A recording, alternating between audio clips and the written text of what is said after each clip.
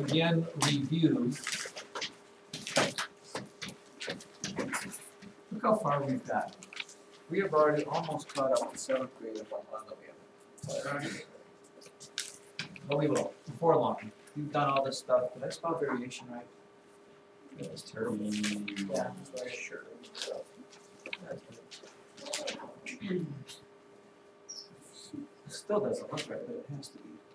Yeah, that's right. Remember, the formula for inverse variation is y equals x over some number. No, some number over x. Sorry. Every now and then the brain. Did I tell you I got a C in algebra 1? You did? I did. Blame it on Mrs. Clevish. Mrs. Clevish, if you're watching this video, it really was my fault. I believe you. I got name that. That would be Mr. Libaraki. Mr. Libaraki died actually in my sophomore year. He had a heart attack. He was a good teacher since y equals k over x, where k is whatever that constant. Remember, this was if you're tabling this sort of thing and making a table of inverse variation, what has to happen? These two numbers, these two numbers, these two numbers. Kayleen.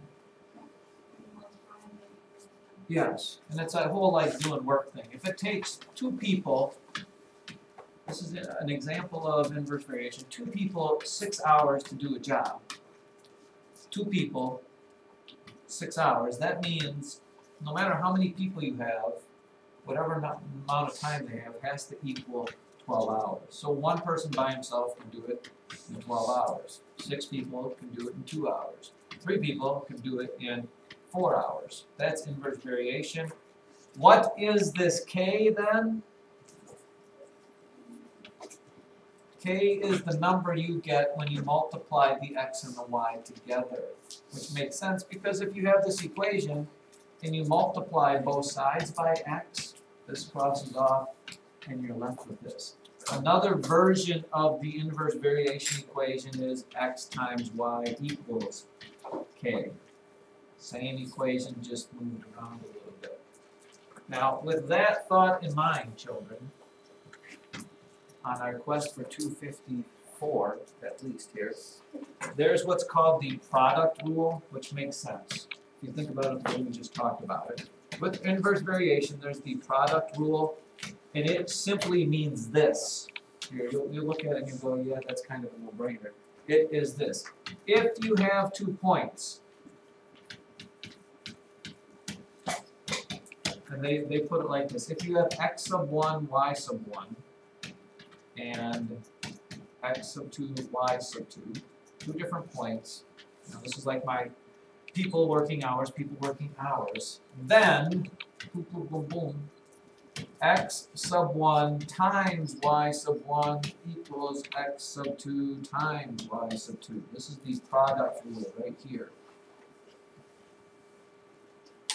Which is what we just did. If I back up and go over here, I am just saying this, that 2 times 6, x sub 1 times y sub 1, has to equal 1 times 12 in order for it to be inverse variation. 12 equals 12.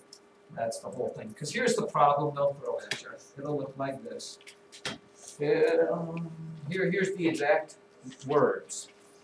If y varies indirectly,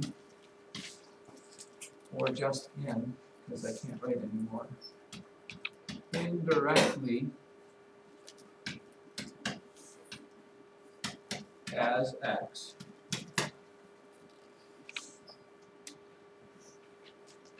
and y equals 3 when x equals 12, y equals 3 when x equals 12, comma. Find x when y is 9.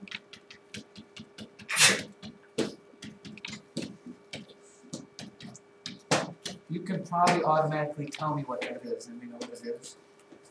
Looking at it without even putting it in the formula, you know that when you multiply x and y together, you get So 9 times what is 36? You know the answer is 4, but unfortunately you need to show me mathematically because it's not always that easy. What does it look like? It looks like this. X1, Y1 equals X2, so I should look like this, times Y2. Plugging in the numbers, 12 times 3 has to equal times 9.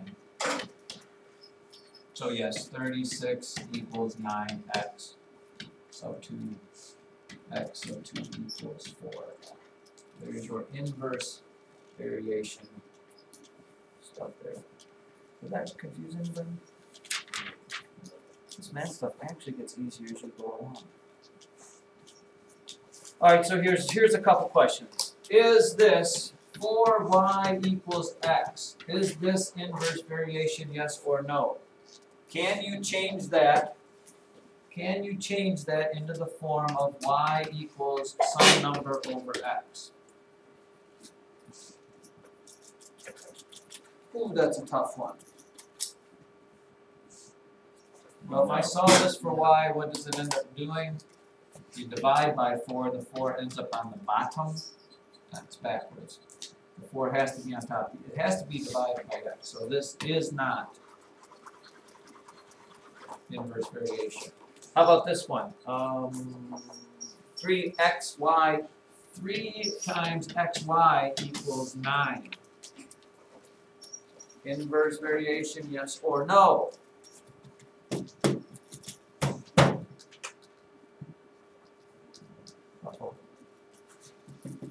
We're going to take a vote. A vote we shall. Can you solve that equation for y? And when you solve it for y, do you get some number divided by x? That's the question you're asking.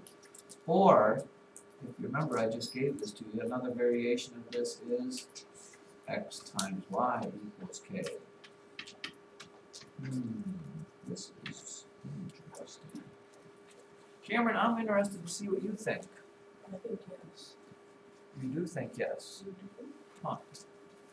Anybody else with Cameron on the yes? Oh boy. Wow, Cameron, I don't know. Looks, who's saying no then? Who's going against Cameron? But you either have to be for. Choose thyself this day who you shall serve, Cameron or somebody else. Either you're with Cameron or you're against them. I lose and you go first. What? 3xy equals 9 to solve for y. You would divide by 3, divide by 3. Oh yes, I already could stop because x times y equals 3. But if you wanted it in the original one, you divide by x, y equals 3 over x. This is yes. Inverse variation. Which is exciting because guess what? Oh wait.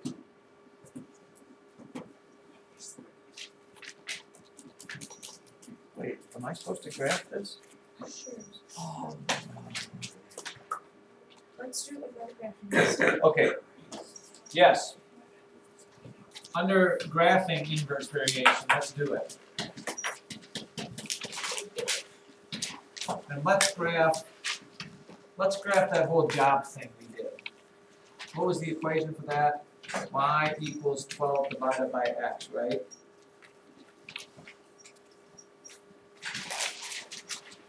I didn't want to do it, but I'm going to do it anyhow. I think I did this for you once, but let's do it again. Here we go.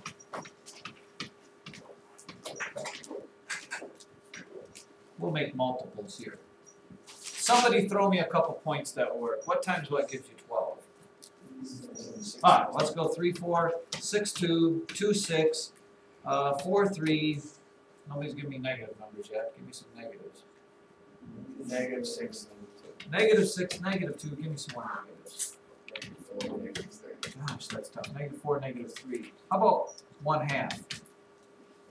1/2 times what gives me 12? 24. Look at you. What about 1/4? 1/4 times what is 24? What about, alright, 1/8. 96. The other ones there? 1/3. Huh? 110. 160. 1/3. What? I could do 1/3. 1/3 would be 36. Wait, can we do 110? Somebody said 110. Yeah. 120. And the negatives of all these. Oh my gosh. What about, well, no, let's just plot those points and look and see what happens here. I think 3, 4. Let's do that. 1, 2, 3, 1, 2, 3, 4, and 4, 3, right? 1, 2, 3, 4, 1, 2, 3. What was 2 is 6. 2, 1, 2, 3, 4, 5, 6. Let's do half. Half was 24. So right here, 6, 7, 8, 9, 10, 11, 12, 13, 14, 15, 16, 17, 18, 19, 20, 1, 2, 3, 4.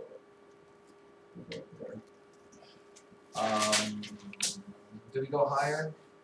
Oh, well, what if I said 12? I could do 12. 12 what? 1, right? Let's go over here. What was this? 1, 2, 3, 4, 6, 7, 8, 9, 10, 11, 12, 1. What would 120 be? Oh, goodness. 100, 12 divided by 120? 110. 1 over 10. So if I did 120, I'd be way, really close. Somewhere down here. So this part of the graph, notice we didn't do any of the negative sides. What does it look like if you graph it? It is this shape.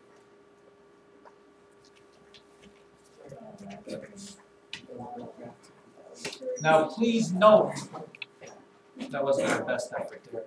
Please note the graph of this will never ever come to or touch this y-axis, nor will it ever come to or touch the x-axis. And the reason for that is this.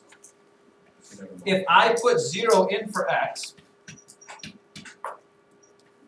what have we just done? We've just broken whatever rule of whatever is. You can never divide by 0. Okay, so there's no answer to that. Or if I asked you this, if I put 0 in for this and I said 12 divided by what number is 0, what do you divide 12 by to get 0? It's impossible. No, you can't. Actually what you're asking is, remember, let's go back to this equation. X times y equals 0. And you know that y for x is 12. Sorry. 12 times what number? No, that doesn't right. That's not right. X times y. These two numbers times themselves have to give you 12. So x times y, what number times? I'm sorry, it has to give me 12. 12 times, no, that isn't it. Forget it. Don't worry about that. Anyways, it isn't going to touch either one of those axes. Okay, it's got to go. And then guess what happens on the other side? If I do the negatives, negative 1, 2, 3, negative 4, negative 4, negative 3, you get an exact reflection of that, except it goes like this.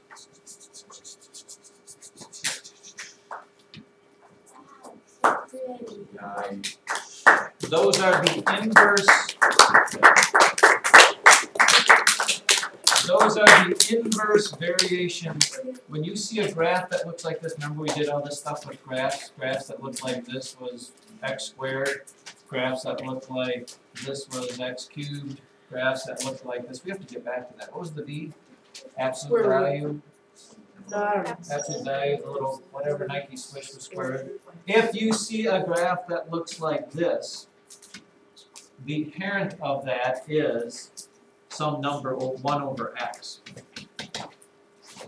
That's the parent that you would say, instead of x squared, y, x cubed, whatever it is. Alright, gosh, that wouldn't say.